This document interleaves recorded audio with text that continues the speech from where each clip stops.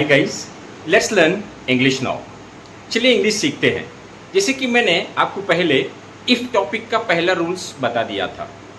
If topic मतलब it goes by one more name, that is conditional sentences. मैंने if topic के बारे में आपको मेरे प्रीवियस वीडियो में बताया था।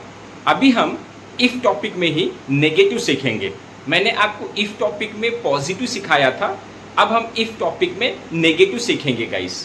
कंडीशनल सेंटेंसेस, इफ मतलब अगर, तो ये बहुत ही ज़्यादा यूज़ होता है इंग्लिश में गाइस।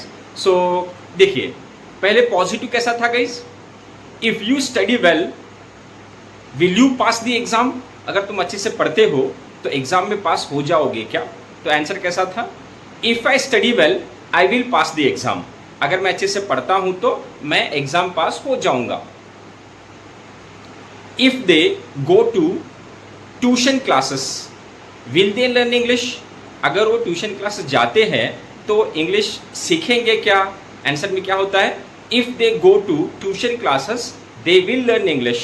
अगर वो ट्यूशन क्लासेस जाते हैं तो वो इंग्लिश सीखेंगे।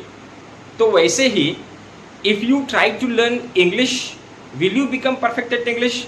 अगर आप इंग्लिश सीखने का ट्राई करोगे तो आप इंग्लिश में परफेक्ट बनोगे क्या?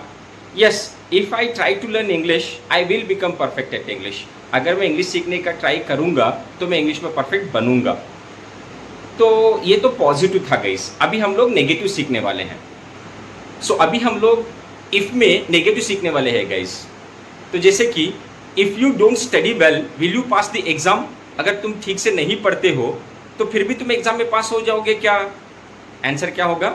If I don't study well I will not pass the exam. अगर मैं ठीक से नहीं पढ़ता हूँ तो एग्ज़ाम में पास नहीं होऊंगा। If they do not go to tuition classes will they learn English. अगर वो ट्यूशन क्लासेस नहीं जाते हैं तो फिर भी वो इंग्लिश सीखेंगे क्या?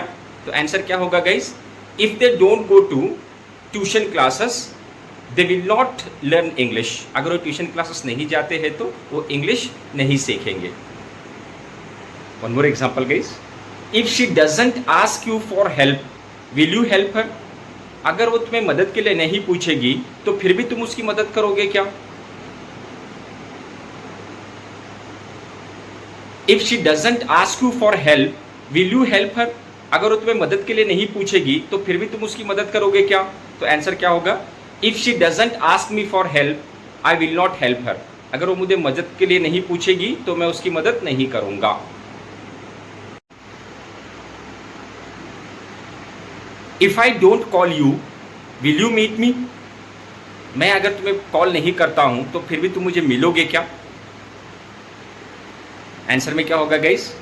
If you don't call me I will not meet you. अगर तुम मुझे कॉल नहीं करते हो तो मैं तुम्हें नहीं मिलूंगा। इसको दूसरे टाइप में भी आंसर दे सकते हैं गाइस, और दूसरे टाइप में भी क्वेश्चन पूछ सकते हैं। If I don't call you can you meet me. अगर मैं तुम्हें कॉल नहीं करता हूं तो तुम मुझे मिल सकते हो क्या? Answer, if you don't call me I can not meet you. अगर तुम मुझे कॉल नहीं करते हो तो मैं तुम्हें नहीं मिल सकता। I should not meet you, मुझे आपसे नहीं मिलना चाहिए। I must not meet you, मुझे आपसे बिल्कुल भी नहीं मिलना चाहिए।